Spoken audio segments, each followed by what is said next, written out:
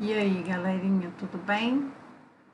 Vamos falar um pouquinho hoje sobre proteção do complexo dentino pulpar, tá bom? Quem é o complexo dentino pulpar? Vamos começar por isso aí. É a dentina e a minha polpa. E ela é formada por esses dois componentes do meu dente, né? A dentina, nós temos a dentina tubular e a pré-dentina. E a polpa ela é dividida numa camada odontoblástica, numa zona acelular e numa zona rica em células do corpo pulpar. É esse o meu intuito de proteger a minha e a minha polpa. E para isso foram criados agentes que nós usamos em que lugar? Interpondo a minha restauração, o meu material restaurador, com a camada que está logo abaixo, que na maioria dos casos é a minha dentina, mas pode existir em alguns momentos em que eu preciso proteger a minha polpa, em que ela foi exposta. Então, esses materiais, agentes protetores, eles foram criados para evitar que o meu material restaurador agrida a minha polpa. Ele está ali como uma camada intermediária para evitar que esse material venha agredir a minha polpa, que é o principal componente do dente que eu quero proteger no momento, porque é ele que é a vitalidade do meu dente. Quais são esses materiais? A gente tem materiais que são chamados de selantes, são materiais que são chamados de base protetora e outros que são base cavitária. O nome deles tem a ver com a espessura da camada, com a textura desse material. Os materiais mais finos, de 1 micrômetro a 0,2 milímetros, são materiais líquidos, como verniz, que eu uso para fazer amálgama, e como sistema adesivo que eu uso quando eu vou fazer uma resina. Ele está ali para vedar os meus túbulos. Então, ele é uma substância líquida. Ele forma uma fina camada protetora. A base protetora, a espessura da minha camada já aumenta, ela vai de 0,2 a 1 milímetro. E ela também tem uma característica que normalmente, além de proteger a minha dentina e a minha polpa, ela também estimula que vá formar uma dentina reparadora. E isso é uma característica muito importante nesse material, que faz ele ser muito utilizado por nós dentistas. E a base cavitária já é um material em que a camada utilizada ela já é uma camada mais espessa, que vai de 1 a 3 milímetros. Normalmente eu uso ela quando eu perco uma estrutura muito grande, um volume muito grande de estrutura dentária, de dentina. Eu quero reconstruir essa parte de dentina para reduzir o tamanho, o volume de material restaurador que eu vou usar. Normalmente o mais usado é o cimento ionômero de vidro. Então, os meus agentes protetores são divididos em selantes, base protetoras e base cavitárias. À medida que eu vou usando eles, os milímetros deles são mais espessos. O selante é o mais fininho, a base cavitária eu uso uma quantidade maior porque ela reconstrói parte da minha estrutura dentária que foi perdida. Essa então aqui está mostrando, ó. Geralmente para aplicar um selante, ou eu uso uma bolinha de algodão estéreo, ou eu uso hoje um microbrush. São os melhores aplicadores que eu tenho, são os microbrushes. Aqui está me mostrando o que? Uma base protetora. Ela é uma camada fina, tá vendo? Aqui já é uma base cavitária, ela reconstruiu parte que foi perdida do dente. E depois que eu vou vir com o material aqui por cima, finalizando essa restauração. E como que essa proteção pode ser feita? Ela recebe dois nomes. Nós temos a proteção indireta, que é aquela que está sobre a dentina, ela não está sobre a minha polpa. Para que eu uso ela? Para eu proteger o meu complexo dentino pulpar de agressões, para eu minimizar as irritações que já estão instaladas ali, que era o quê? Que era a cárie, que era o processo carioso que estava ali, as bactérias, ou proteger de algo que vai vir a se instalar. E eu uso ela para quê? para manter a vitalidade pulpar, principalmente, para inibir o processo carioso, reduzir microinfiltrações e estimular a formação de dentina esclerosada ou reparadora. Então, eu vou usar ela sobre a dentina, eu chamo ela de proteção indireta. Então, vai vir o material de proteção, a polpa vai estar aqui embaixo e o material de proteção não vai estar diretamente sobre ela. Ele vai estar indiretamente, ele vai ter uma camada de dentina entre a minha polpa e entre o meu material de proteção. Então, essa é uma proteção indireta e que normalmente ela estimula a formação de uma dentina reparadora ou reacional. A proteção direta já são aqueles agentes que eu vou colocar diretamente sobre um tecido pulpar exposto. Com que finalidade? De manter a vitalidade do meu dente, para evitar uma futura necrose desse dente. Então, são materiais em que eu coloco diretamente. Aqui tem um corno pulpar exposto. Eu coloquei o meu material de proteção e nesse local aqui, ó, essa proteção chama direta, porque o material está sobre a polpa exposta. Beleza? Então, aqui, ó, uma indireta colocada sobre dentina. Expôs um corno pulpar, coloquei a proteção diretamente sobre ele. Então, essa é uma proteção direta. Esmalte. Quando eu vou fazer uma restauração e ela está em nível de esmalte, ele não necessita de proteção. O esmalte ele é rico em composição inorgânica, em hidroxiapatita. Não tem necessidade. Eu vou começar a pensar em proteger o meu complexo dentino pulpar quando a minha restauração atingir uma profundidade em que eu já tenha dentina. Porque ela tem o quê? Ela tem os meus prolongamentos odontoblastos aqui para os túbulos, que vão estimular algumas agressões que meu dente venha sofrer, que podem vir a atingir a minha polpa. Então, eu quero pôr um produto aqui, ó, para vedar essa entrada dos meus túbulos dentinários, para proteger que esses prolongamentos levem alguma irritação para a minha polpa. Então, é a partir da dentina que eu começo a pensar em usar um material forrador nas minhas cavidades. Agora, nós temos vários tipos de dentina. A dentina primária, gente, é aquela dentina original. Ela é formada desde o desenvolvimento do dente até o momento em que ele irrompe na cavidade. Ele surgiu na cavidade bucal, ele erupcionou, apareceu ali, essa dentina primária para de ser formada. A partir daí, toda dentina que é formada de forma biológica, ela recebe o nome de secundária. Ela é formada em menor intensidade, mas ela é formada de forma biológica normal durante toda a vida clínica desse dente na cavidade, na boca. Então, essa é a minha dentina secundária. Então, aqui, ó, a dentina primária, que foi formada até o irrompimento do dente na cavidade. A partir do momento que esse dente irrompeu, que ele surgiu na cavidade bucal, essa dentina primária para de ser formada e a camada odontoblástica começa a formar de forma biológica, enquanto esse dente tem vida, enquanto ele está na cavidade bucal com vida, vai formando aqui, ó, protegendo a minha polpa, uma dentina secundária. Então, são os estímulos normais, fazem a formação da minha dentina secundária após o irrompimento do dente na cavidade. Mas existe também uma terceira dentina que é formada. Ela é formada de forma a estímulos localizados. Existe uma cárie ali e o meu dente entende que ele está sendo agredido e ele manda um comando de proteção para esse local aqui.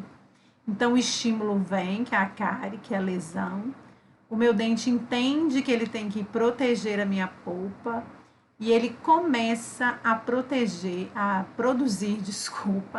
uma dentina para proteger o meu dente dessa agressão que está vindo aqui. Eu chamo essa dentina de dentina esclerosada reacional. Então, ela é formada a partir de um estímulo, de uma lesão. Ela vai estar ali, ó, específica naquele local onde a cárie estava. Ela é formada. Ela é formada de uma forma mais escura, a cor dela é bem característica. Se você passa uma colher de dentina aqui, não vai esfarelar, não vai soltar, ela vai ser dura, ela não é cárie, é o diferencial para você. Você passar a colher de dentina, ela vai estar endurecida, ela não esfarela, porque foi uma dentina formada para proteção que o seu dente fez a partir de uma lesão que estava ali. Então, ela é o que? Exclusivamente subjacente, abaixo da agressão. Ela está ali logo abaixo. Os meus odontoblastos vêm, formam uma linha de defesa. A agressão vem, ele vem aqui e começa a produzir, que é esse amarelo mais forte aqui, ó. Ele começa a produzir essa dentina esclerosada, que é para proteger essa região específica aqui. Vejam que não está sendo produzido em todo o decorrer da dentina. Ele vem uma linha de combate, como se fosse soldadinhos aqui, ó, específico para combater onde que a lesão está ficando mais profunda, para proteger a minha polpa, que é a vida do meu dente. Ela que eu quero proteger. E quem que pode causar agressões ao meu complexo dentino pulpar? Quando eu falo de agressões ao meu dente, a primeira coisa que vem na minha cabeça são as lesões cariosas, que realmente são elas as primeiras. Mas eu, fazendo um preparo cavitário, eu posso também causar uma agressão no meu complexo dentino pulpar. Um trauma oclusal pode também causar uma agressão. E o material odontológico, se não for usado de forma correta, também pode gerar uma agressão na minha polpa, no meu complexo dentino pulpar. Por isso que eu devo usar o quê? Uma proteção, um material entre o meu material odontológico restaurador e o meu complexo dentino pulpar, para que ele não cause nenhuma agressão. Então, olha aqui, lesão cariosa grande, em que eu tenho uma formação de uma dentina esclerosada logo abaixo da dentina cariada mais profunda. Aqui teve uma formação de combate de odontoblastos que estimulou a formação de dentina esclerosada. Claro que a gente vê isso mais, gente, aonde? Em pacientes jovens, em que tem uma polpa jovem, que tem um número de odontoblastos ativos maiores, tá? Neles que nós vamos ter uma formação maior de dentina esclerosada. Isso aqui, ó, tá mostrando vários graus de profundidade de cárie. Às vezes você vê, parece uma cárie pequenininha. Na hora que você começa a abrir para ter acesso, você vê que lá dentro o dente estava todo comprometido com cárie. E a cárie vai ficando maior.